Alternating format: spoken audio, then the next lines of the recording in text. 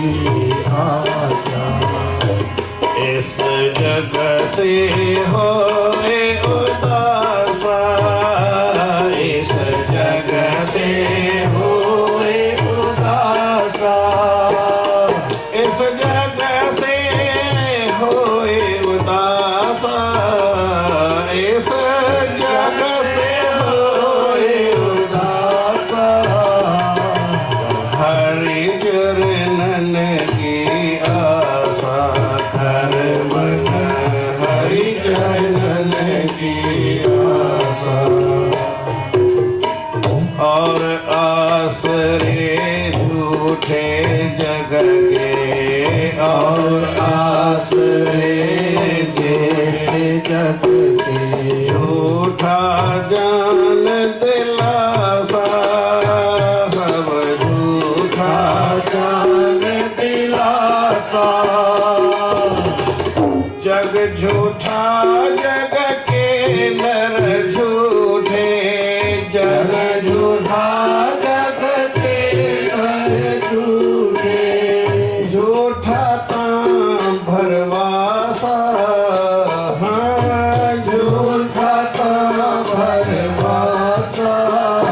मन हरि चरणन की आशा, हर मन हरि चरणन की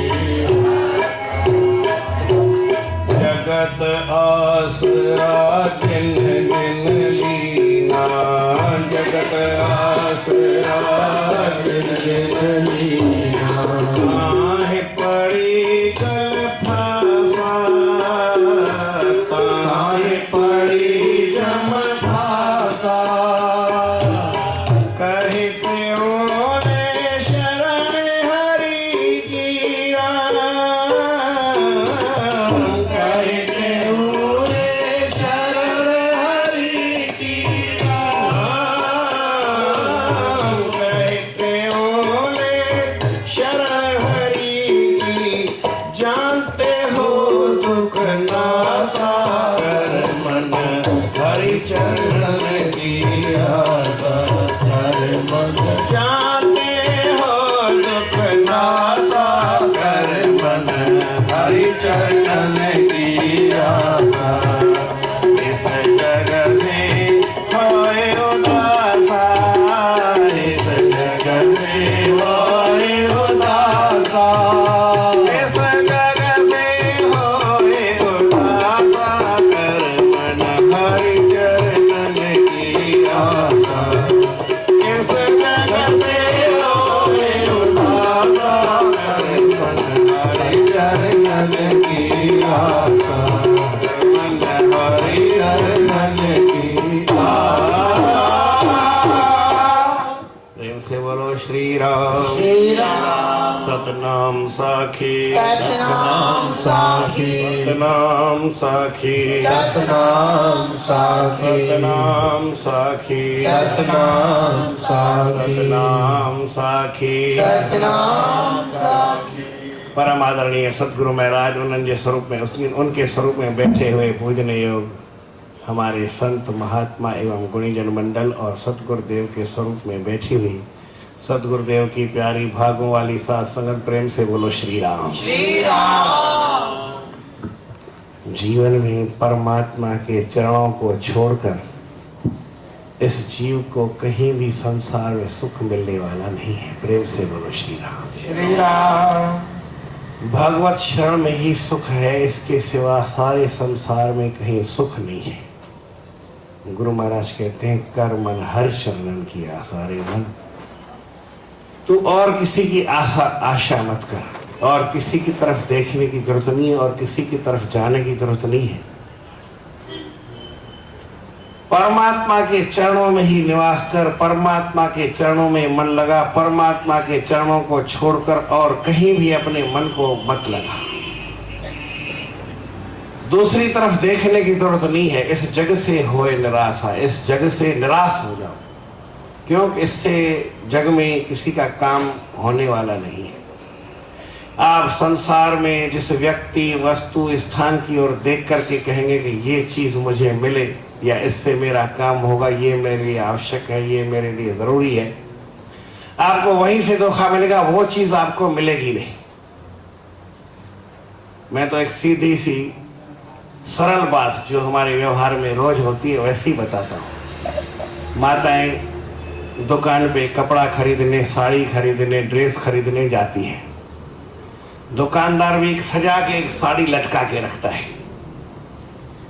जब आपको लेनी हो तो जिस साड़ी को देख के आप साड़ी लेते हैं दूसरी, तो वो ही मिलती है कि दूसरी मिलती है? वो आप लेंगे भी नहीं, क्योंकि वो खुली है, हवा में, पानी में, धूप में, मिट्टी में खराब हो गई है। जो टांग के रोज रखता है साफ होती है, अच्छी होती है, लेकिन वो लटका के रखता है। वो एक दिन मैं किसी दुकान पे गया, प्रेम से बोलो श्री राम। श्री राम। तो दूध की बोतलें भरी हुई रखी थी 5-6, और वैसे गर्मी पड़ रही थी और बार बार उसके ऊपर वो पानी छिड़क रहा था। मैंने कहा, अब मैंने मांगा जाके, भाई दूध की बोतल मेरे को भी पिलाओ एक। तो उसने अंदर फ्रीजर से निकाली दूध की बोतल। बड़ौदा में दूध का रिवाज है, कह दिएगा। मैं आज से कोई 25 साल 30 साल पहले भी बड़ौदा स्टेशन से क्रॉस हुआ था, तो स्टेशन पे बरदर डेयरी की दुकान थी और वो दूध बेचने वाले, अब दूध अच्छा था। गाड़ी में जितने भी लोग निकलते थे दूध पीते। आज भी दूध पीते हैं, लेकिन आज दूध अच्छा नहीं है, लोगों का मन अच्छा नहीं है, चीज अच्छी नहीं है। और फिर एक से कई डेयरियां हो गई है। और उस समय बड़ा डेयरी का दूध मिलता था और बहुत अच्छा था, उसमें माल भी अच्छा पड़ा रहता था, सस्ता था। तो हर एक आदमी जो भी स्टेशन थे, रात को 9 बजे देहरादून से हम गुजरे कभी, तो दूध पीते थे। तो ऐसे ही दुकान में मैंने कहा कि ये दूध मेरे को दो, तो उन्होंने अंदर से फ्रीजर से एक बोतल निकाली। मैंने कहा, यार तुम ये बाहर इतनी बोतलें पड़ी है, इसको सवेरे से शाम तक रखोगे, खराब नहीं होती? बोले, महाराज ये दूध नहीं है, ये बोतल को कलर करके रखा है, ये खाली है। फिर उसने मेरे को दिखाया, देखो ये खाली है। ये तो लोगों को देखने के लिए, पीने के लिए तो मैं अंदर फ्रीजर से निकाल के देता हूँ ना दूध। मैंने कहा, अच्छी बात है। तो हम जो दुनिया का चटक मटक तमाशा देखते, वो खाली बोतल को देखते, फिर जाकर के दूध पीते। ये तो एक मिसाल बताता हूँ, सामने है। वो अपनी दुकान थी, इसलिए मैंने उससे पूछा भी, नहीं तो मेरे को वो बताता भी क्या।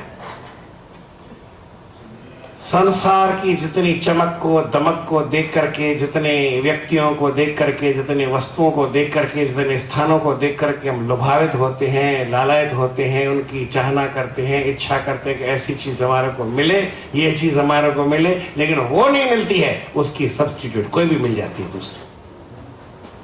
ये तो अच्छी बात, जिस चीज के लिए आए वो चीज नहीं मिली और बाकी में अटक गए, ये गलत बात है। ये संसार ऐसा ही है, जग झूठा जग के नर झूठे। झूठा ता भरवासा, इनका जो विश्वास है, भरोसा देते हैं, ये भी झूठा देते हैं।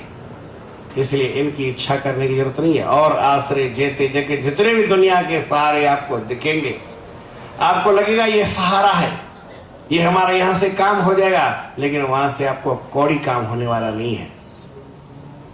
आज की बात नहीं है, 80 के आसपास की बात बताता हूं। ये गोधरा बड़ौदा के पास में शहर है, और गोधरा आप समझाने की जरूरत नहीं है कि कहाँ है, क्योंकि जहाँ पे रेलगाड़ी के डिब्बे में आग लगी थी, 4 डिब्बे जल गए थे, पूरी दुनिया में मशहूर हो गया है गोधरा। 80 में वहां पे आपसी झगड़े हुए, आपस में लोग लड़ पड़े। जब लड़ पड़े तो दुकानों को जला, 30 दुकान जला दिए थे। और उस समय की बात है, उन्होंने कहा कि भाई अभी सबका नुकसान हो गया है, और खास करके हमारे सिंधी भाई, उनका ही नुकसान हुआ। लड़े भी वही थे और नुकसान भी उनका हुआ। खैर जो बात हुई पीछे की बात है, ज्यादा सोचने की नहीं है। पर जब उनका झगड़ा हुआ तो उन्होंने बड़े बड़े नेताओं को पत्र लिखा। तो जो पत्र लिखता था मैं उसके यहाँ ठहरता हूँ। उसने मेरे को बताया कि मेरी इच्छा हुई मैं हमारे गुरु महाराज को भी पत्र लिखूं। उस समय स्वामी शांति प्रकाश जी महाराज कल्याण से जयपुर आ रहे थे। 2 दिन पहले ये घटना हुई और इन्होंने आपस में मीटिंग की, सबको चिट्ठी लिखी। तो पंचों ने कहा कि वो संतों का क्या काम, संतों को क्यों लिखते, वो इसमें क्या करेंगे।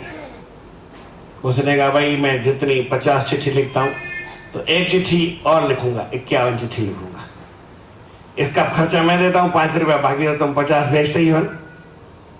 खैर उसने अपनी चिट्ठी लिखी। अब चिट्ठी से जो 50 नेताओं को चिट्ठी लिखी थी, किसी मिनिस्टर को लिखी थी, किसी नेता को लिखी थी, किसी होम मिनिस्टर को लिखी थी, कोई प्रधानमंत्री उस समय था उसको लिखी थी, कोई आसपास क्या पंचायत थे दूसरे उनको लिखी थी 50 पे, तो अलग अलग बहुत आ जाएंगे।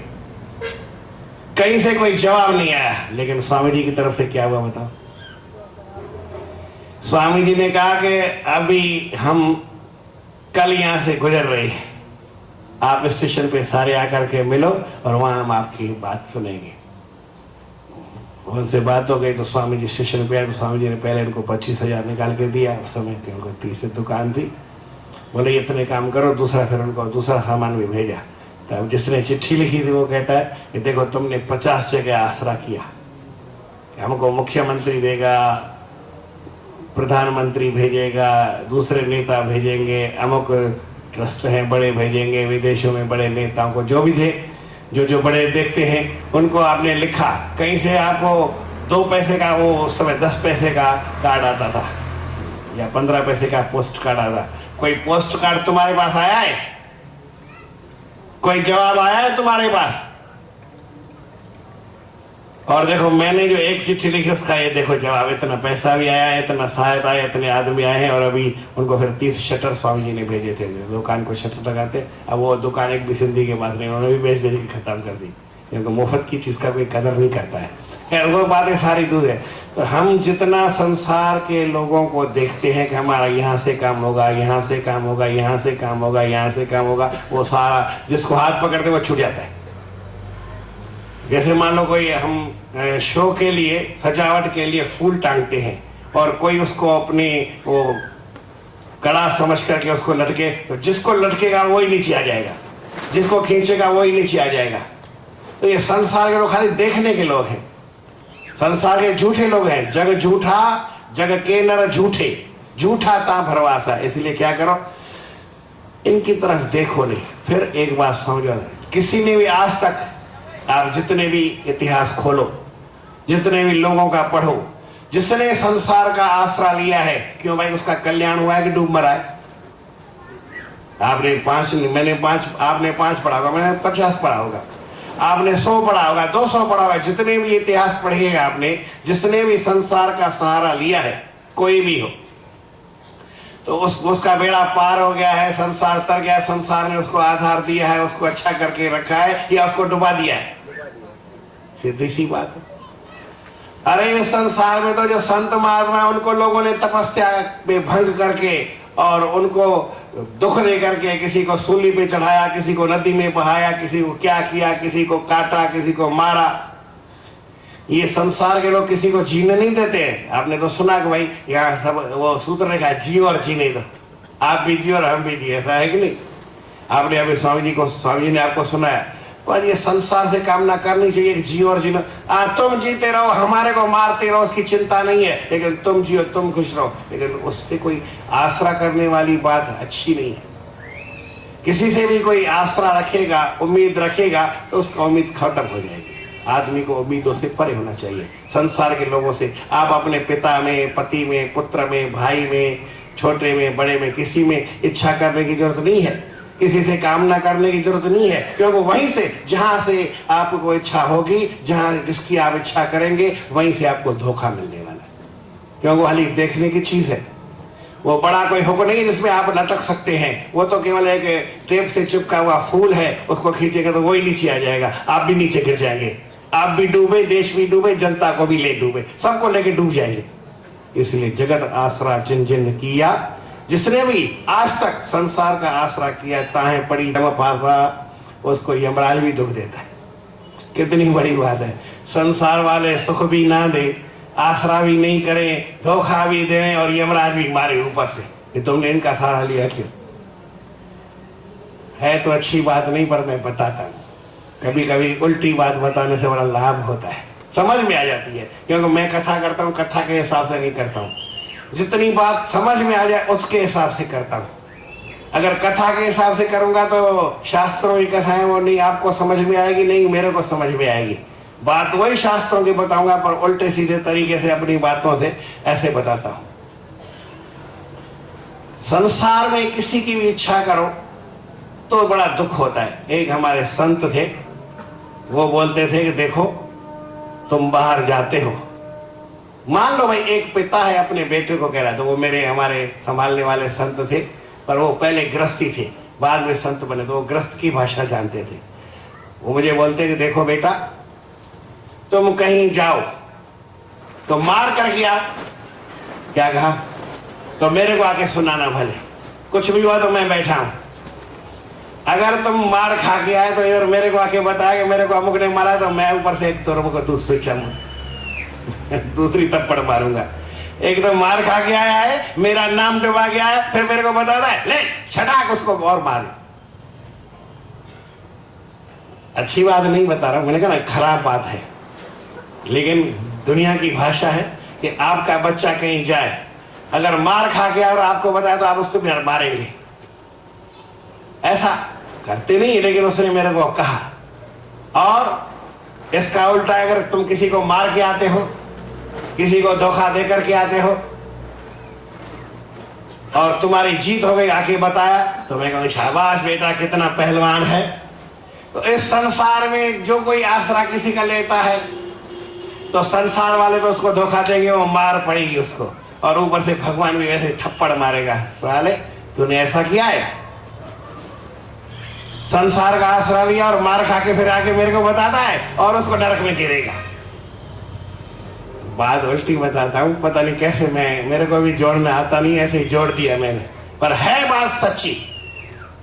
जगत आसरा जिन जिन लिया ताए पड़ी जम फांसा, ये तो हमारे गुरु महाराज लिख रहे हैं, मैं इस लाइन का अर्थ बता रहा।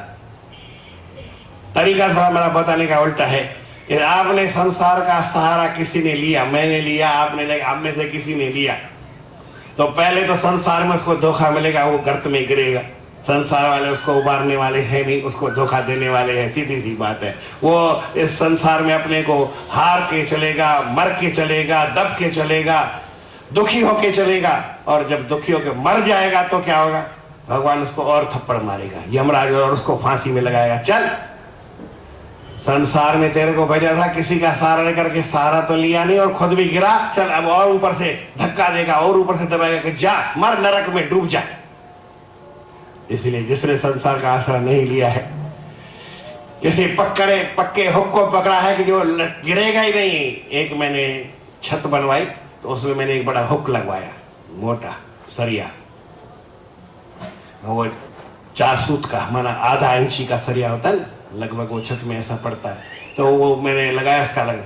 मैंने कहा देखो भाई कहीं गिर नहीं जाए। बोले महाराज हाथी लटका दो, ये नहीं गिरेगा, करके देखो, लटका के दिखाओ। मैंने कहा हाथी आएगा कहां से? बोले हाथी जितना वजन, बोलता हूं हाथी जितना वजन है, फिर लटका दो, कुछ भी नहीं होगा।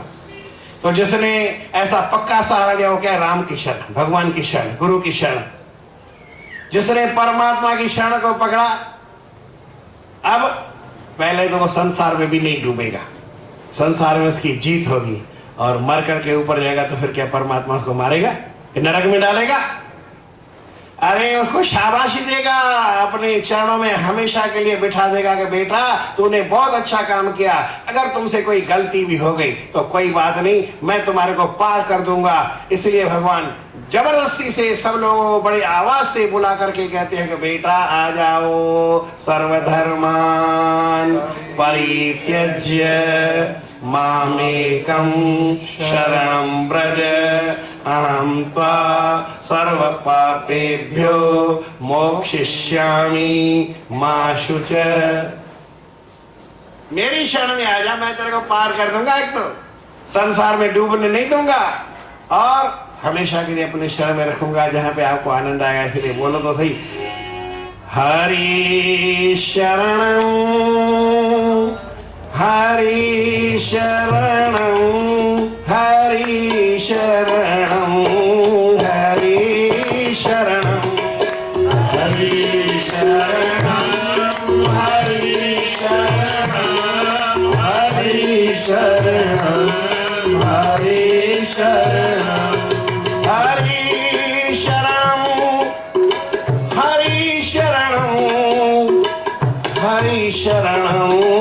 हरि शरणं चार बार हरि शरणं हरि शरणं हरि शरणं हरि शरणं श्री कृष्ण शरणं मम श्री कृष्ण शरणं मम श्री कृष्ण शरणं मम श्री कृष्ण शरणं मम चार बार श्री कृष्ण शरणं मम श्री कृष्ण शरणं मम श्री कृष्ण शरणं मम श्री कृष्ण शरणं चार बार श्री कृष्ण शरणं मम श्री कृष्ण शरणं मम श्री कृष्ण शरणं मम श्री कृष्ण शरणं मम श्री कृष्ण शरणं मम श्री कृष्ण शरणं मम श्री कृष्ण शरणं मम श्री कृष्ण शरणं मम गुरु शरणं गुरु शरणं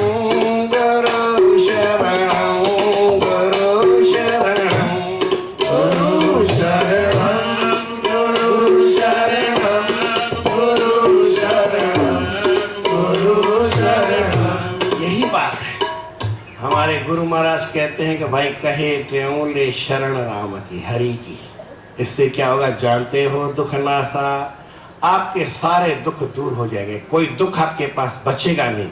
भगवान कहते हैं कि अगर मेरी शरण में आने पर आपको कोई पाप लगा तो उस पाप का हिसाब मैं दूंगा, आपको देना नहीं पड़ेगा। आपके पापों का जिम्मेवार मैं हूं, आपकी गलतियों का जिम्मेवार मैं हूं।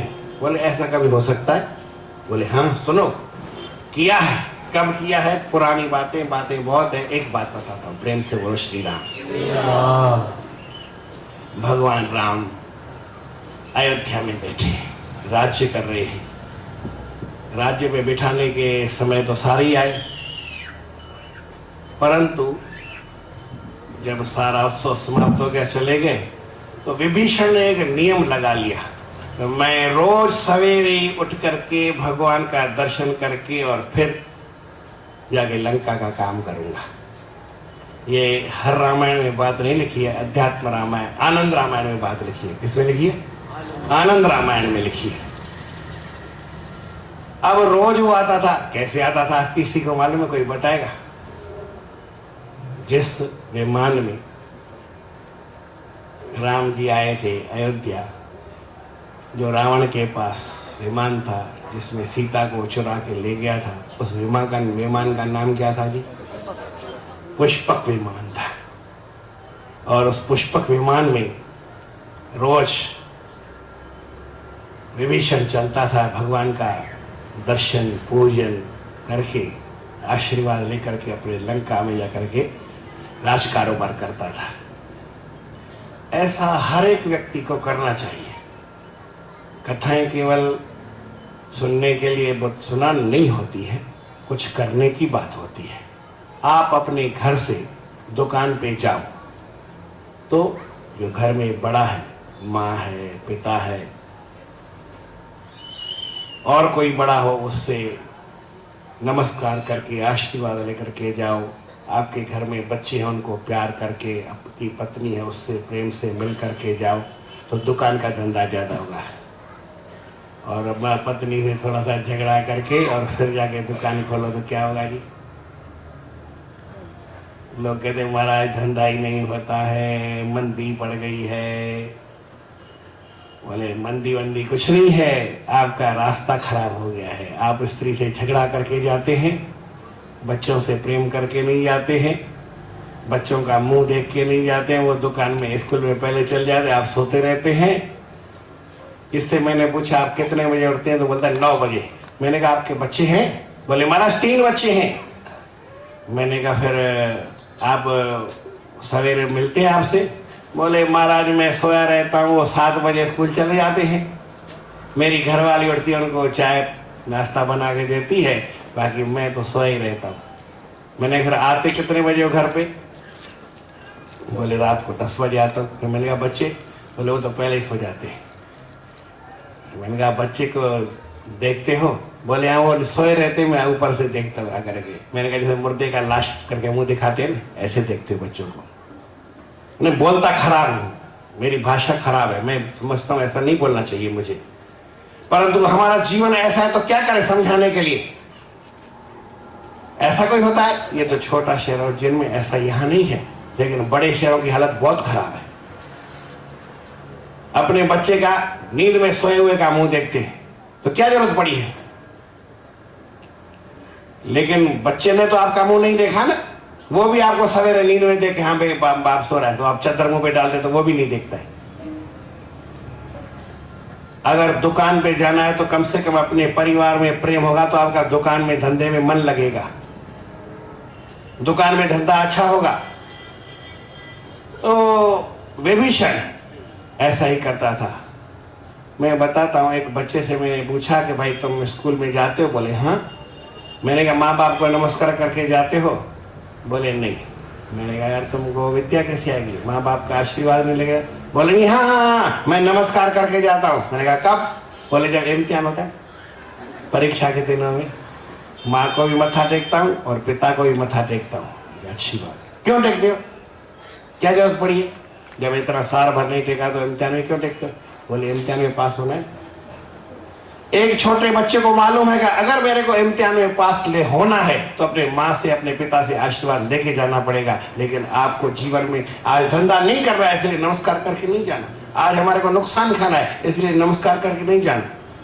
जिस दिन आप कहो कि आज हमारे को दुकान में अच्छा लाभ हो, उस समय भावना करके जाओ, बच्चों से प्रेम करके जाओ, माता पिता को नमस्कार करके जाओ और भगवान सत्यनारायण का कि आज जो कुछ धंधा होगा मैं आपकी पूजा करूंगा तो डबल मिलेगा।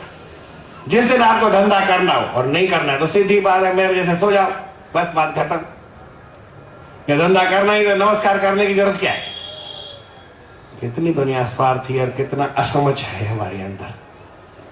हमारा जीवन पल पल की परीक्षा है।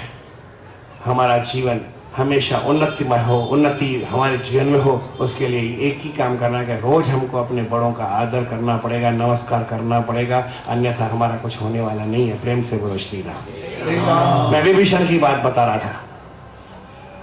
आज विभीषण आया ही नहीं, रोज करता था लेकिन आज नहीं आया। राम जी बोले क्या बात है, रोज आज के नमस्कार करके जाता है, रोज आने वाला का तो ख्याल होता है, कभी कभी आने वाला का तो ठीक है, लेकिन जो रोज आता हो उसका तो मालूम पड़े भाई क्यों नहीं, क्या बात है। समय हो गया, समय देखते हैं। कहते हैं कि गुरु संत भगवान या किसी को याद करें, कैसे याद करें? रोज आने वाले को जरूर करेंगे, जो आएगा ही कभी कभी उसका तो ठीक आया है नहीं आया उसका ध्यान नहीं रहता है। हर एक को ऐसा होता है। भगवान को ख्याल हुआ क्यों नहीं आया, पता किया, बोले अच्छा क्या था कि जब विभीषण लंका से आता था तो भारत में आते ही एक ब्राह्मणों का गांव था, उस ब्राह्मण के गांव से उसका पुष्पक विमान गुजरता था। आज ब्राह्मणों सोचा कि ये विभीषण इसने बड़ा गलत काम किया है, अपने भाई को धोखा दिया, हमारे कुल को कलंक लगाया है। रावण राक्षस कुल का था ठीक है, लेकिन वो ब्राह्मण कुल का था और ब्राह्मणों का होकर के इसने गलत काम किया है, जाके शत्रु से मिला है, अपने भाई को मरवाया है, ब्रह्म हत्या की है विभीषण ने।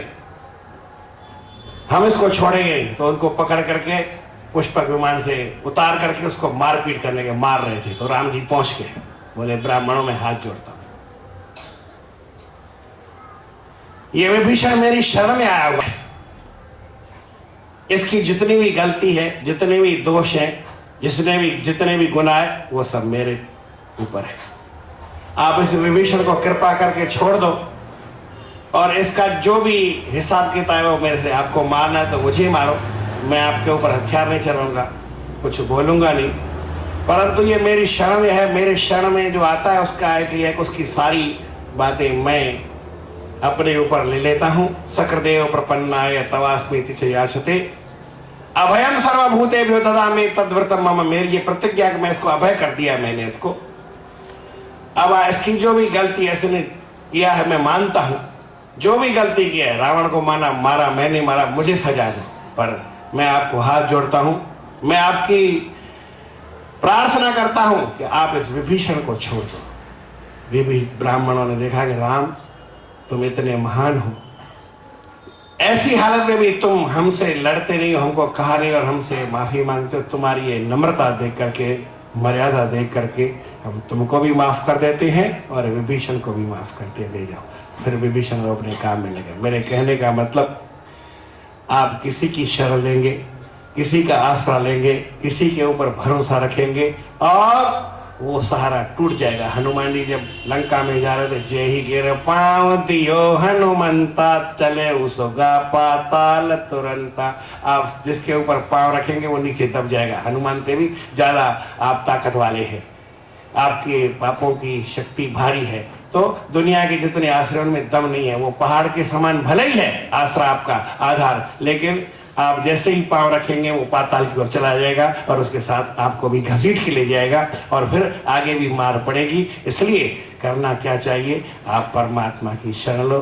कहे ते लो शरण राम की और आसब त्यागे। सारी इच्छाओं को त्याग करके, सब बातों को छोड़ करके, सब जगह से निराश होकर के केवल एक परमात्मा के चरणों की आस, कर्मन हरि चरणन की आशा, इस जगह से होए उदासा, संसार से उदास होकर के। और गुरु महाराज कहते हैं परमात्मा की शरण लो तो उसमें आपका और हमारा कल्याण है। 8:30 हुआ है और आज शनिवार का दिन, शाम को केवल हमारे गुरु महाराज की महिमा, उनके अच्छे ऐसे गुण सुनाए जाएंगे, उनके जीवन की ऐसी बात सुनाई जाएगी। एक बात हमारे जीवन में अगर आ गई तो हमारा कल्याण होगा। और फिर जो जन्म साखी हमारे गुरु महाराज के उसका पाठ होगा। आप सारे सब मिल करके आओ, एक दूसरे को ले आओ। आज हमारे गुरु महाराज का साप्ताहिक जन्म दिवस है, आप उसमें सब आ करके शामिल हो। अभी 8:30 हुए हैं। हमारे गुरु महाराज का अमृत वचन है।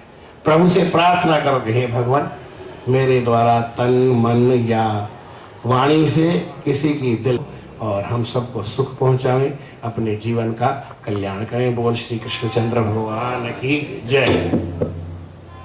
ओम श्री सतनाम साखी गुरु प्रार्थनाष्टक। परम पावन गुरु तेरे होंदा वन।